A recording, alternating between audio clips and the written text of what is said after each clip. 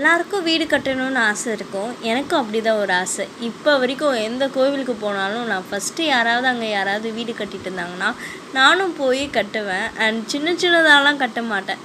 நம்மளால் முடியும்னு நினச்சி நல்லா பெரிய வீடாகவே கட்டுவேன். அப்போ தான் எனக்கு ஒன்று தோணுச்சு, இப்போ இந்த கல் நம்ம அடுக்கிறோம், ஒரு சில வாட்டி இது கீழே விழுகுது. ஏன் நம்ம அந்த கல்லோட சைஸை கரெக்டாக எடுத்து வச்சு கரெக்டாக அடுக்கணுன்னா விழுகாதில்ல. அதே மாதிரி தான் லைஃப்பில் ஒரு சில டிசிஷன்ஸ் கரெக்டான நேரத்தில் பண்ணும்போது நம்மளோட டாஸ்க்கும் கம்ப்ளீட் ஆகும்.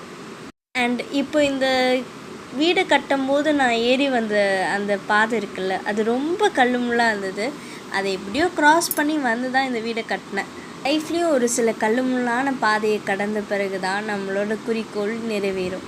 இந்த வீடியோ பார்க்குற எல்லாத்துக்குமே என்னுடைய மனமார வாழ்த்துக்கள். நீங்களும் இந்த மாதிரி கல்லில் வீடு செய்கிறதெல்லாம் மாறி நிஜத்துலேயும் வீடு கட்டுவீங்க.